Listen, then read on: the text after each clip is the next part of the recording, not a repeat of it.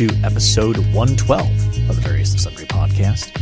I am your host, Matt Harmon, joined live from the Vault Studio on the beautiful campus of Grace College and Theological Seminary by my good friend, my colleague, my co-host, and the man who is ready for his spring break trip, John Scott Sloat. Doc, what's happening?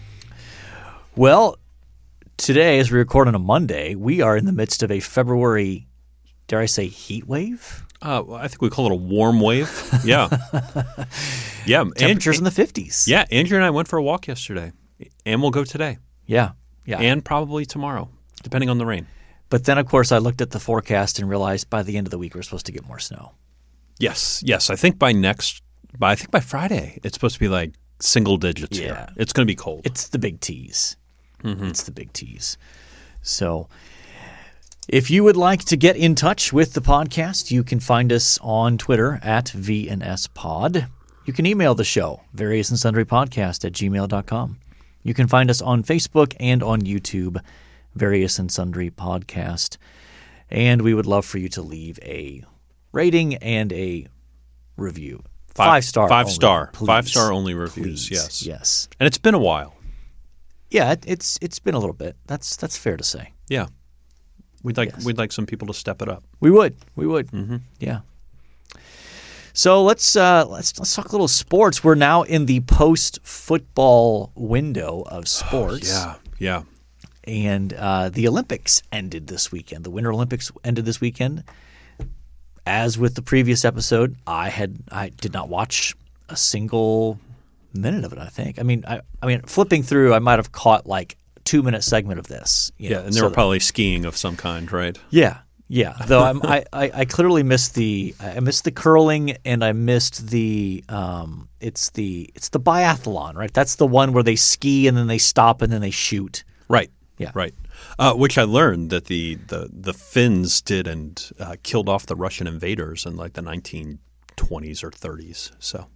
Okay. That's. I think that's where that sport was born. Was the Finnish driving them back? So yeah. So I'm gonna have to lean on you for our Winter Olympics update. Yeah. I mean, it's over. I think the stars, or maybe not the stars, but the stories of the Olympics were China. Oh yeah, by far. With a number of things happening in China right now. Yes. We don't need to enumerate geopolitics, although I think geopolitics may have been the big player here. In the Russian doping scandal, again, did you hear about this? There was it a figure skater? Figure skater. So a 15-year-old Russian girl lands in her team performance something called a quad, from what I understand. And is that like 4 spins? 4 spins. Okay. No woman had ever landed that before.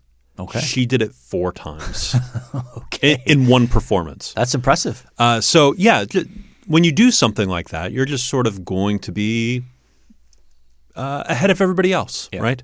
So she did that 4 times, won the gold, and then it came out that she was taking these doping drugs, or what she was accused of doping. Okay. The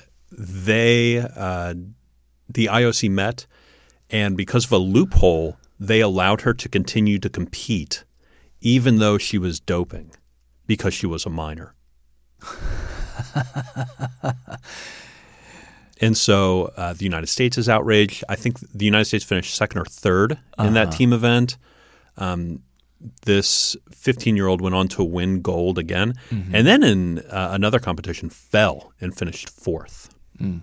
So I think those were the 2 big stories. It was China and Russia, of course. Yeah. I mean, and I will say there was an American downhill skier who fell in 3 of her 5 events, and I don't believe medaled in the Olympics. Ouch! When she was supposed to win 3 or 4 gold medals.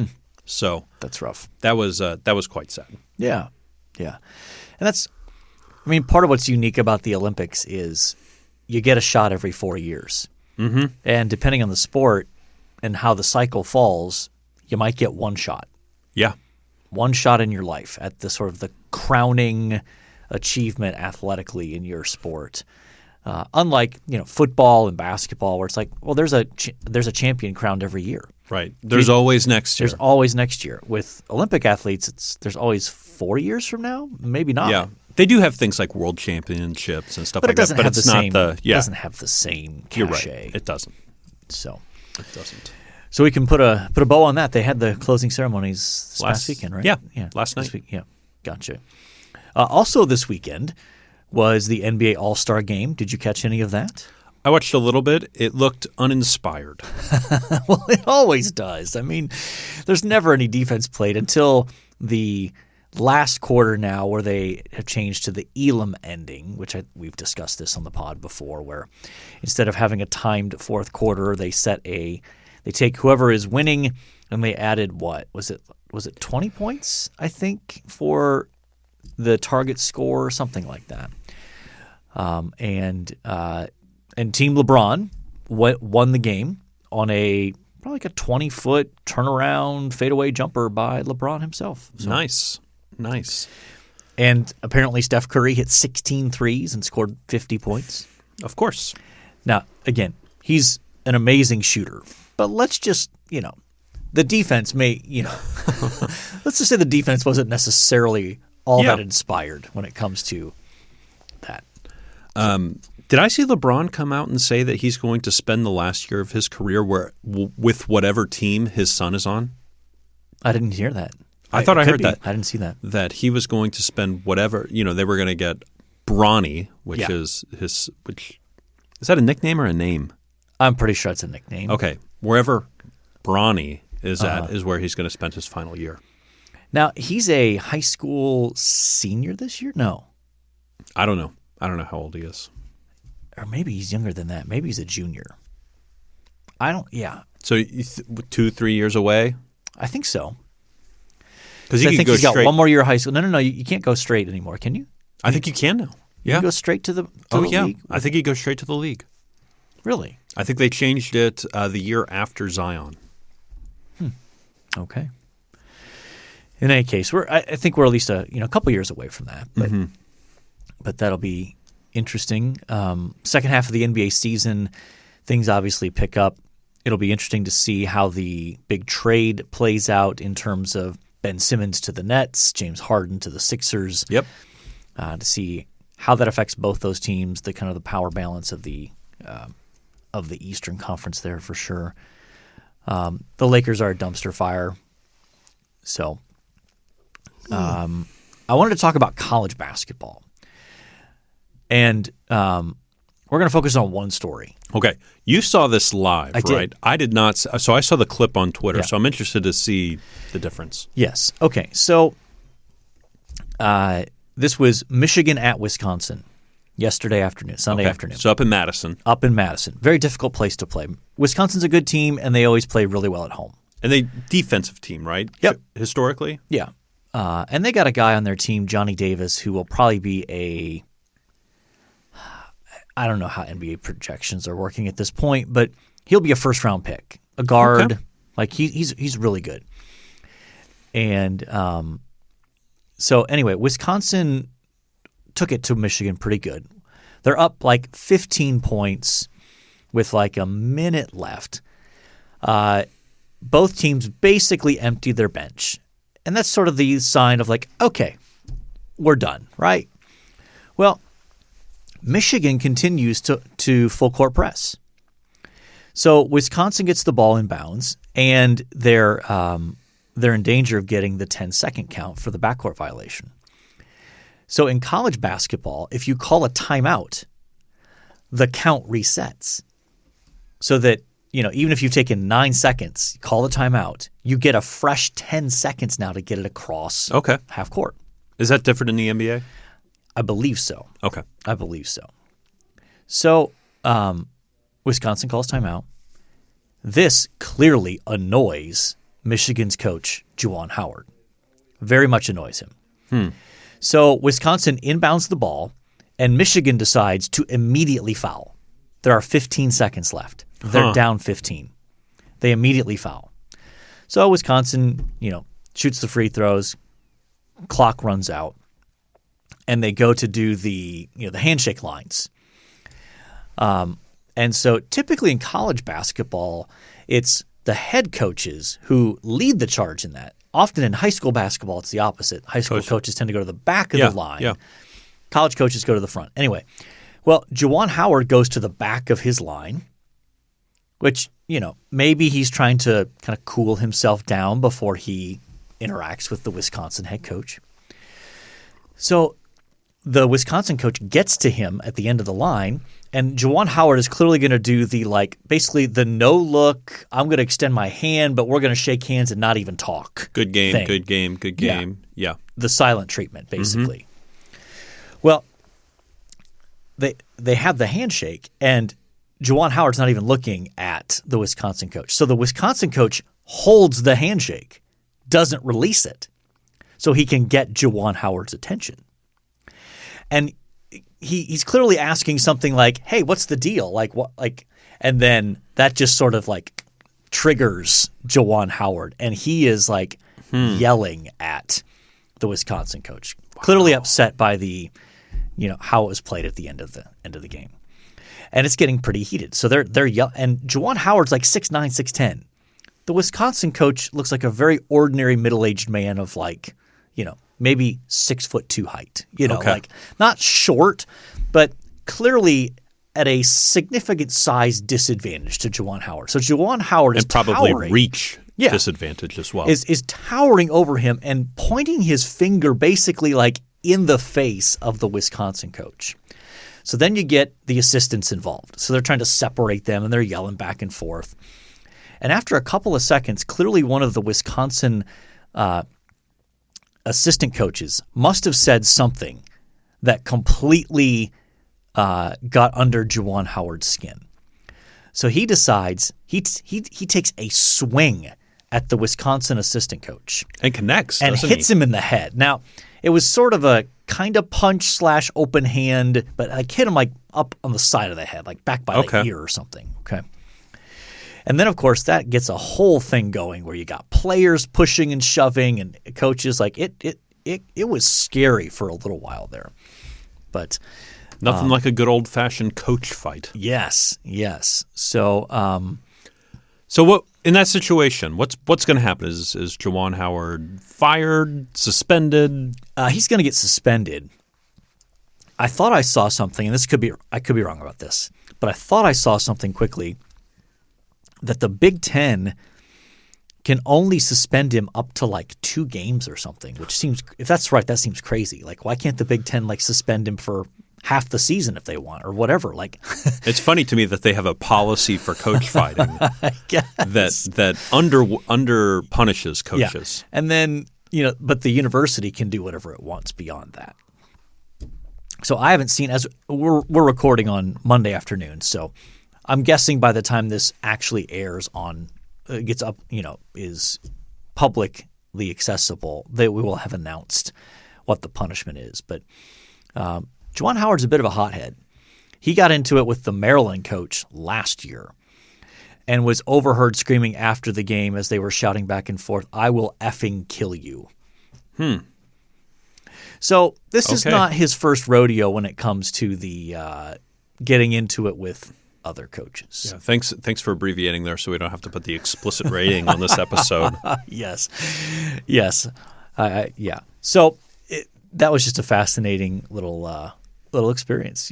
I was watching the game and had almost clicked over to another game because it was over. It's over, actually over, the clock had run out, and then that happens. What? Oh, he threw a punch. You don't see that very often. So. Any news or hope on the Major League Baseball front here, John? So the only thing going on in Major League Baseball is this week. I think is the week where negotiations really intensify. Mm-hmm. So my understanding is they are in Jupiter, Florida right now. Players, owners, commissioner, and they're supposed to. I think they started meetings at noon today to really hammer out something. I know if it goes into probably the end of next week, they're going to delay the start of the season is the plan. Because you still have, a handful of players who are free agents. So you need a free agency period. Mm-hmm. You then need an abbreviated spring training, and then you can start the regular season. Yeah. So hopefully this week they get something hammered out. I know the commissioner threw out end of February is sort of the drop date. I imagine if it's March 3rd, they'll still start the season on time. Right. That's some of my thinking. But that's all that's going on in MLB right now as of Monday afternoon at, 1:38 p.m. Eastern Standard Time. Yes. Okay. 2022, year of our Lord, Okay. Yes. Well, speaking of the boys of summer, wow. It's time for us to move on to our main topic. What a transition. I try. Man, do you have a degree in broadcasting by chance? I actually do. So you sent me this article, an op-ed piece it's by Andrew Yang, right? Yep. Ran for president and mayor of New York City. He's a politician, but I don't know that he's ever held an office, right? He's like one of these professional run for office but never win office sort of guys. Okay. Well, that's one way to make a living, I guess. So he wrote this op-ed piece in the Washington Post based on a study it's more than one study, I guess. He's kind of pulling data from all over the place when it comes to this issue. The op-ed piece is entitled, "The Data Are Clear. The Boys Are Not All Right."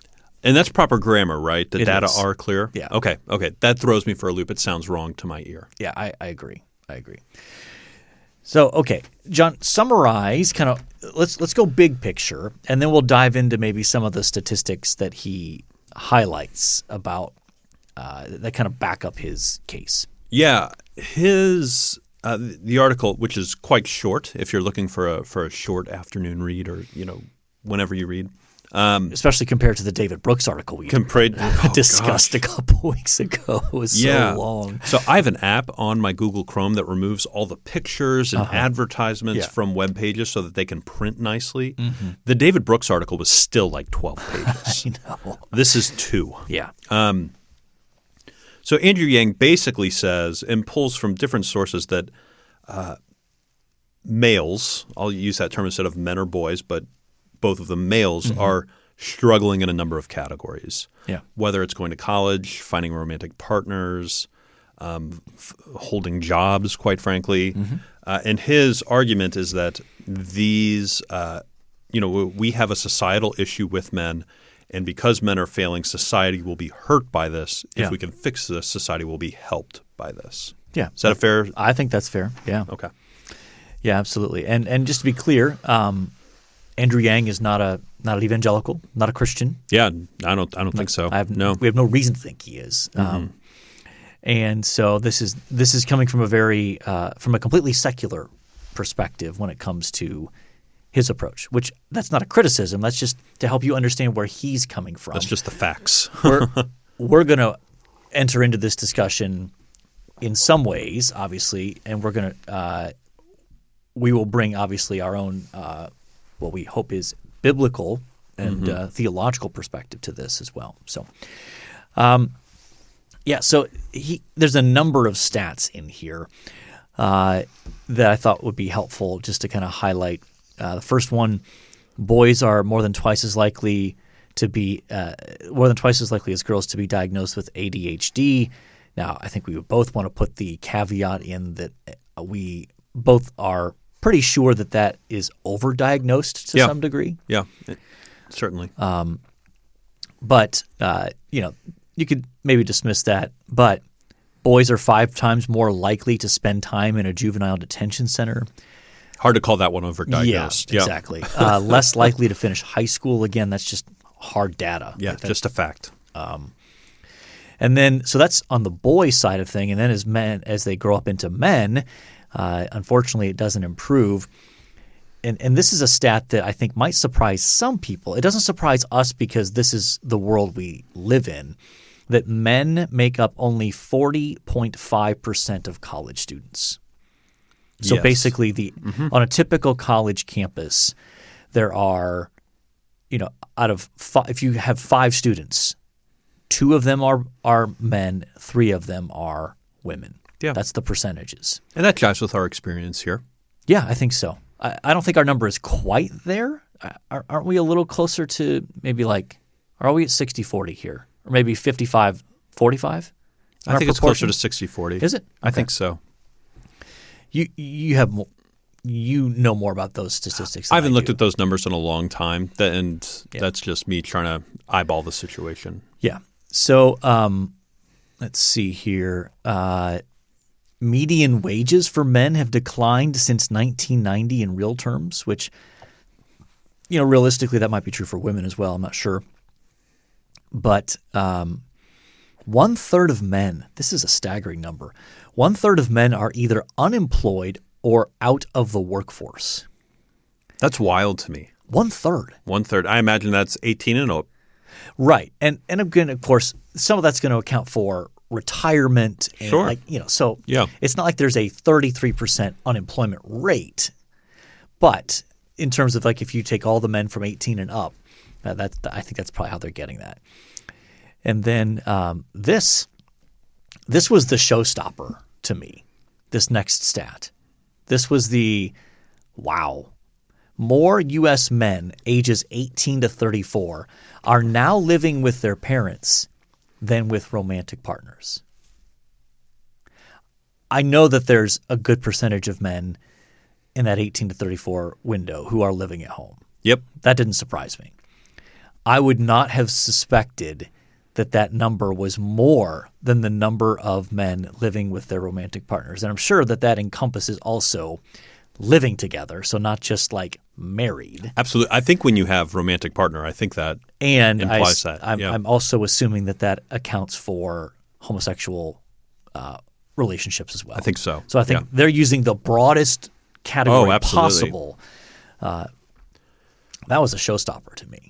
Well, it jives really well with an article I read in The Atlantic, probably 2 or 3 years ago, where it said that millennials and Gen Z are just simply less intimate with the other sex than any other generation that's come before them.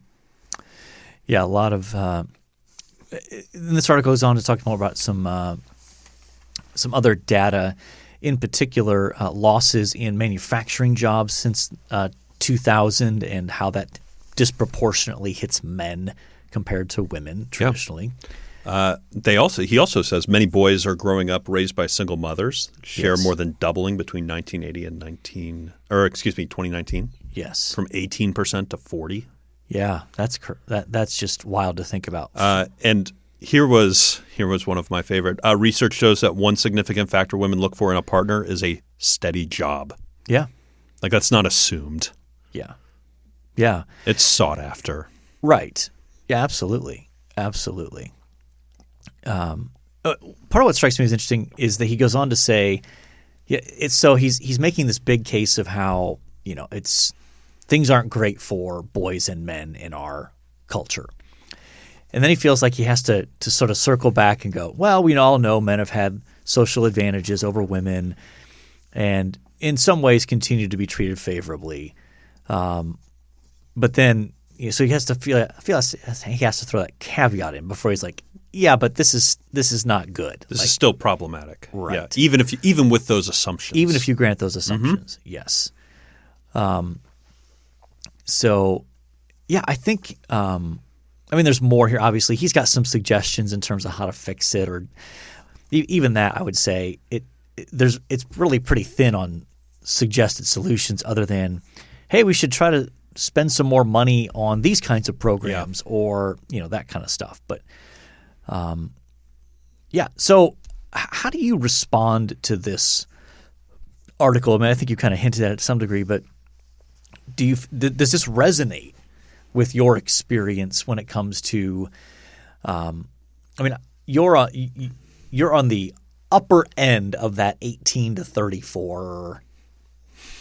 I'll say my age on the pod. I'm okay with that. I'm getting ready to turn 34 in April, so yeah, I'm at the tail end there. Right. Yes, one thing that I go, oh, this thing is missing is video games. That to me is like the glaring missing piece of this. Is like, my goodness, so I was a resident director for 4 years. I oversaw men in a dormitory. Mm-hmm. I basically lived with them. And the thing that I think threw me off the most is in that 4-year period, the first 2 years, I would walk around. There was social things happening in the hall. The last 2 years, I would walk around and everybody was in their dorm room playing video games. Yeah.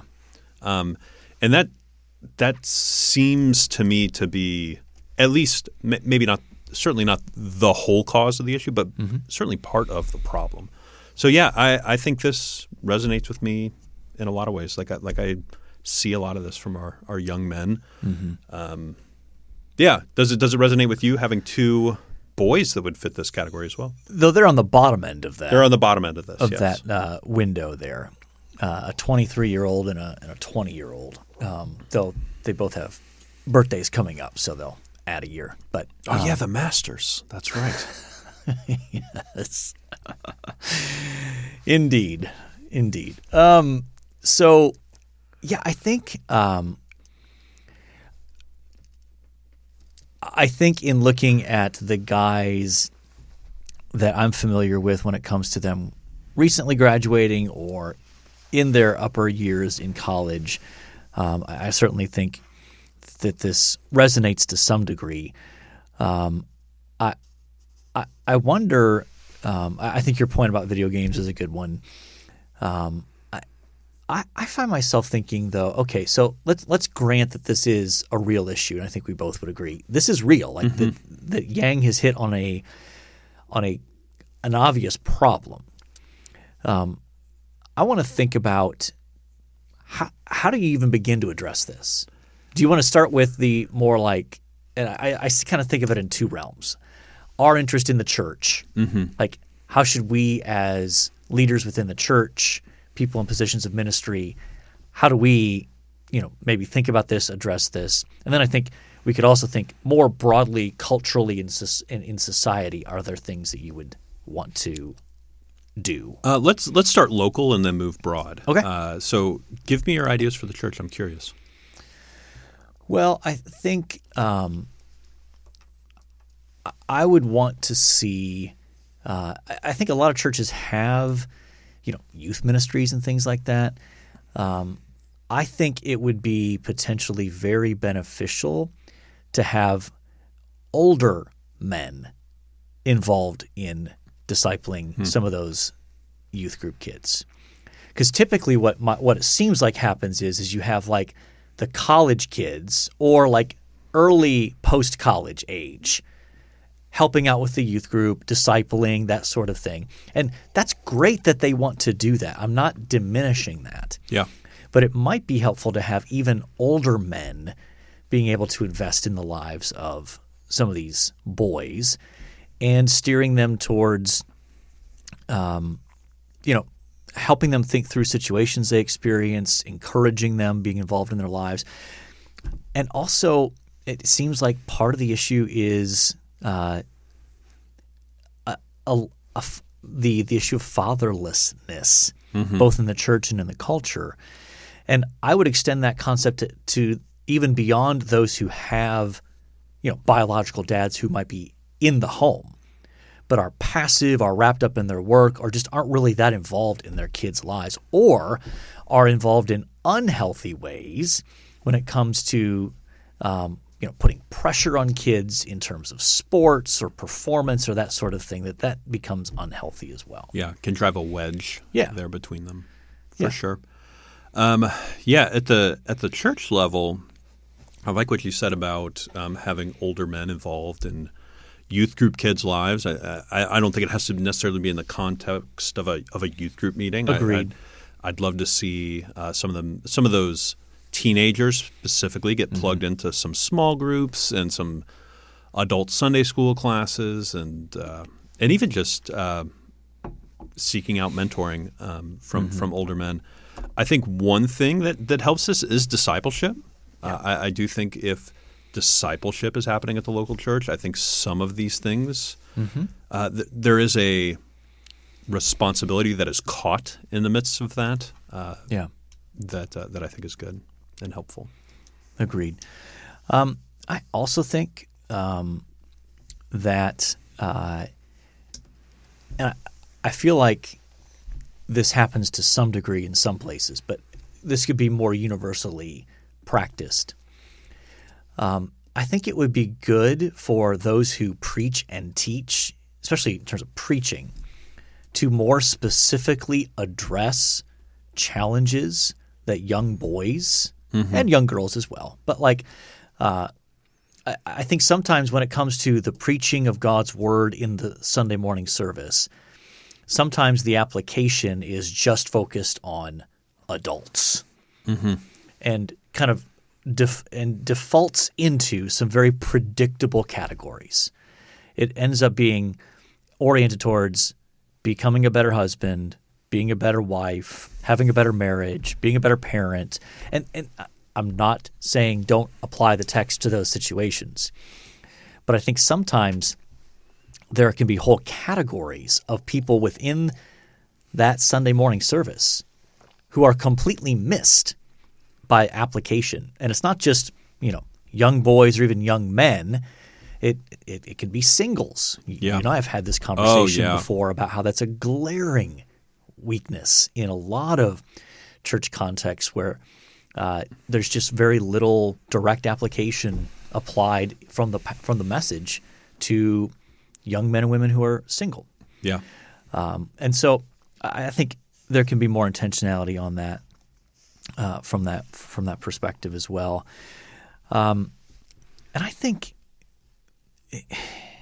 that discipleship piece is key. It really is. And I know that's often difficult in a lot of churches to get older men, to invest their time in those ways. Yeah. I will say, I was having a conversation with a colleague here. He's a local pastor, small church, and came to me and said he's starting like a men's leadership Bible study thing, looking down the road to elders in the future. I think he's trying to create that pipeline, which is a good thing. That's a 100%. Smart thing to do. He scheduled it for Sunday night in November, December as he was going to start these things. I'm like, dude, you're crazy. Men are not going to come out during Sunday night football. It's just not going to happen. Yep. He's a small church pastor. He had 12 or 15 guys show up, and they all articulated starving for friendship, starving for to be led, to engage in Bible study and those different things. I think there's more of an appetite out there, but I think men do have to be asked. Yes. I think men need to be approached and specifically, not an announcement, but specifically requested. Yes, I think that is largely true. I occasionally get a young man who will initiate with me and say, I'd really like to be mentored. Can we meet on a regular basis to just talk about what's going on in my life, the challenges I'm facing as a young man, as a husband, maybe even as a young father, like those kinds of things, or challenges in ministry, or just those sorts of things. But I think you're right that the vast majority of young men need to be asked. They're not going to take the initiative themselves, typically. Again, there are some exceptions out there. But I understand how that can feel awkward, Sure. Even for the older guy. And it doesn't have to be – here's what I think.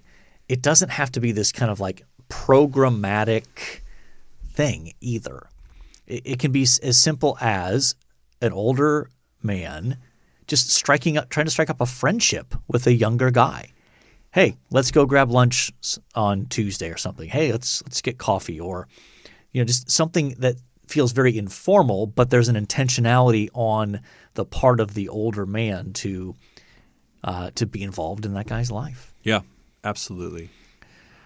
Do you want to go big picture? Yeah. What do you think societally? I mean, the first thing that comes to mind for me is I think fathers in the home, yes, would fix a lot. I don't know necessarily how to fix that.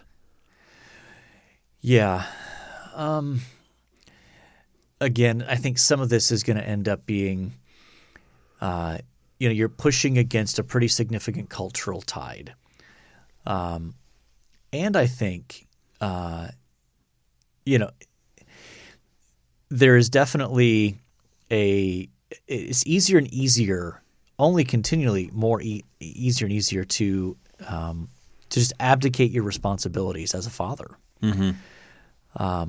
But I would also say, and I don't know how to fix this though. That's like there is such a thing as what's labeled toxic masculinity. I think there is such a thing, but I think unfortunately what happens is there's a lot that's not toxic masculinity that's lumped into the category of toxic masculinity.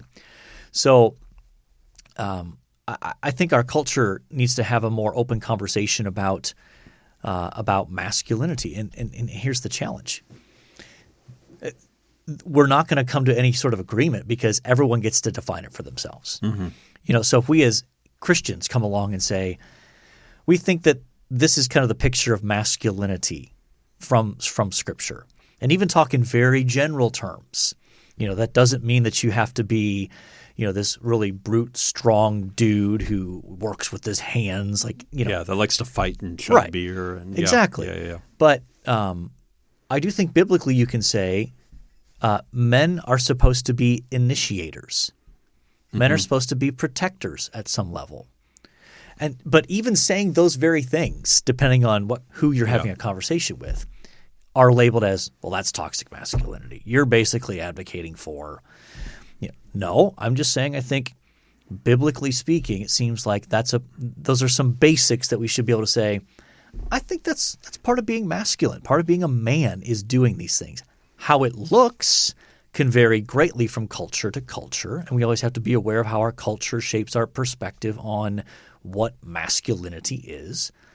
But it seems like any attempt to state a transcendent standard of masculinity is immediately met with, well, you can't do that. Well, and certain aspects can be taken way too far. Well, sure. I think that's part of it as well, right? Right. Like we could say well, there's this.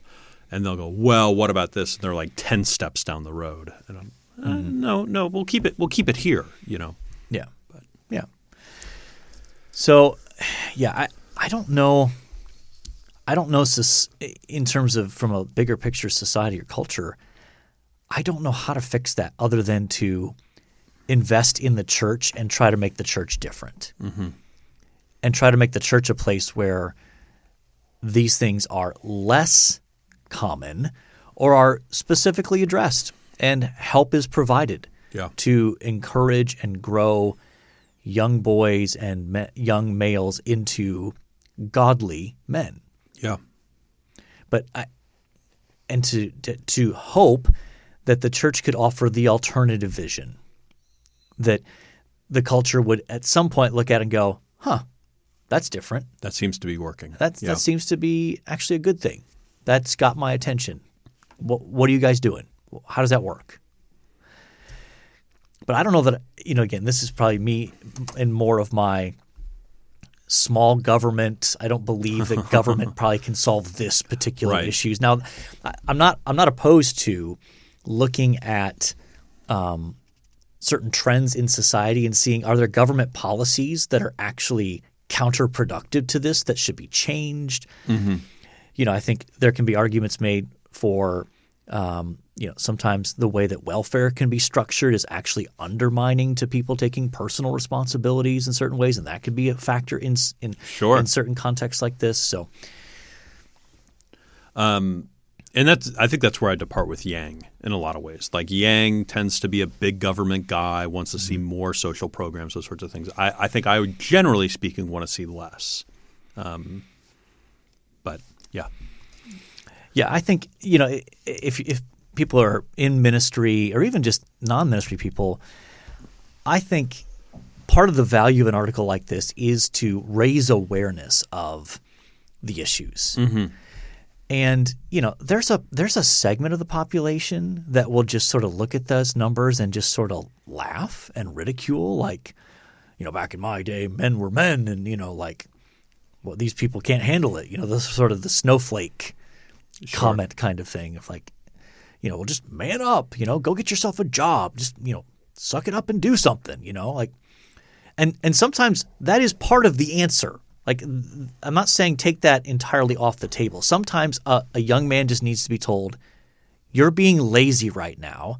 Get off your rear end, Go get a job, pay your bills, and start learning some responsibility. Some young men need to hear that very message. But that's not the one-size-fits-all solution to this. Right. You know, it's one thing to say that and say, okay, well, what kind of jobs are available? Is that job going to pay for your rent? Is that job going to provide for, you know, your basic needs? You know, so, you know, I just say that as that can be a one-size-fits-all. Or even learning how to behave at a job is something that young men and young women need to learn. You know, those can be hard lessons. Yeah, absolutely. And don't lend themselves to the "suck it up, Nancy" sort of speech. Yes.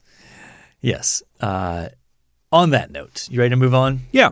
Okay. This day in sports history. Yeah. So in 1962, Philadelphia center Wilt Chamberlain. Sorry, our chaplain was calling me. Wilt Chamberlain set an NBA record with 34 free throw attempts.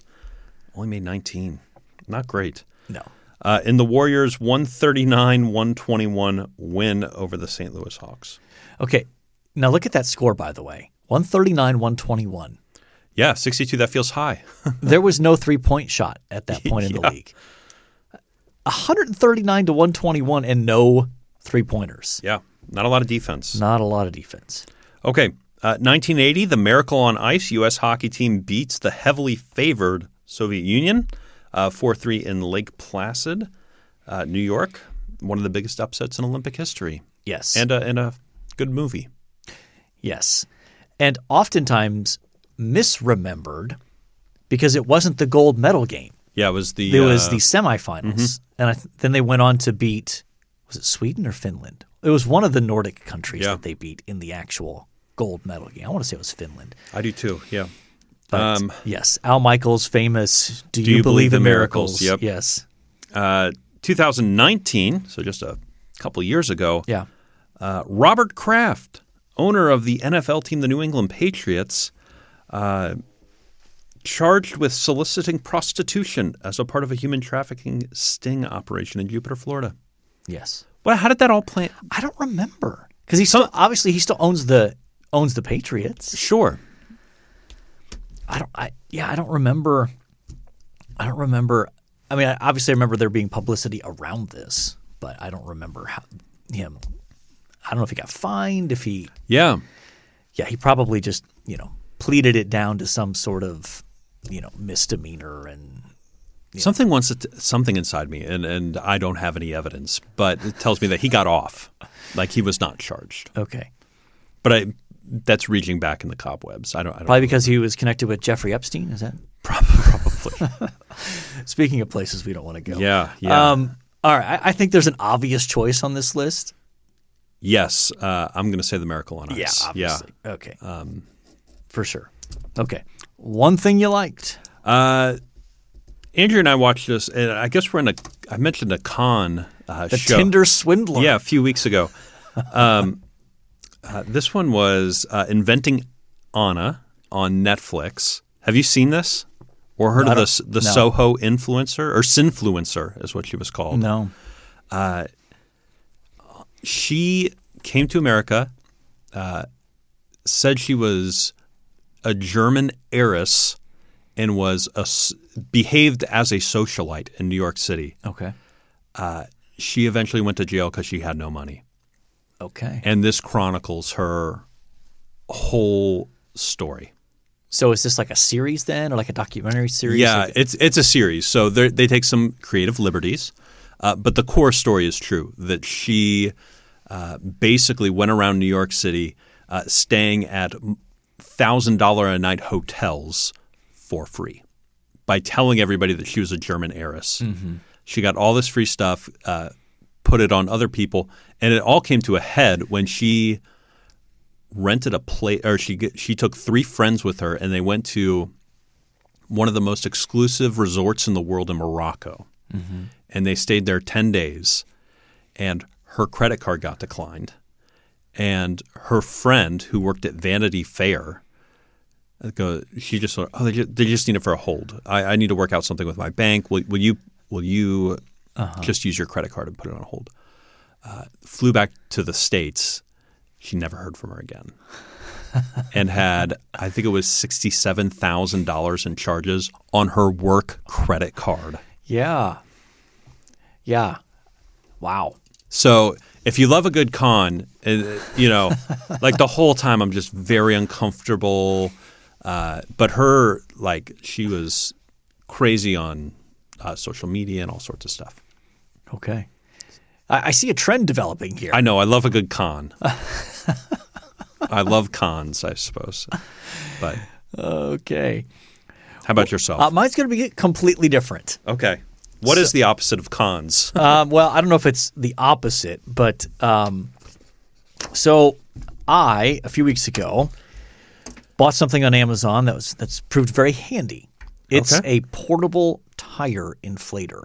Do you have this issue with your tires? They lose air during the winter, and so you need to when it gets cold. Yeah. When you need to add. So I got sick of having to stop at the gas station or paying to use the air. So I bought a portable that's it recharges through a USB. Oh, okay. And it does a great job of inflating the tires. That's great. You set the amount of pressure you want in it, and it does it at a reasonable pace. It's not this like massive air compressor, so it's going to take a little bit, but it saves the inconvenience of having to stop at the gas station or that sort of thing. So. See, I do have an air compressor. You do, so I'm able to just zip, zip, zip. Yeah, see, I don't have one of those. Yeah. So this was a good deal on Amazon. So yeah, no, that's cool. I am trying to exercise dominion over the tires in my car. We've actually used my air compressor at your house before. Do you remember that? We were putting was that for the hardwood floors? We were putting the molding back on after we did the tile. Right, after the tile. Yes. I remember that now. All right. We should probably wrap this up, don't you think? Yes. Okay. So we have talked Olympics, NBA All-Star Game, Michigan's coach wanting to rumble, the boys not being all right, and the miracle on ice. We've talked about John Sloat's fascination with con men, but con people. Con humans. Con artists. That's the term. Yeah, con artists. There we go. Yes. And the portable tire inflator. I mean, I think we've kind of, by definition, hit the various and sundry topics. Oh, yeah, absolutely. All right. So we're calling mission accomplished, which means all that's left to say is until next time, the Lord bless y'all real good. Later.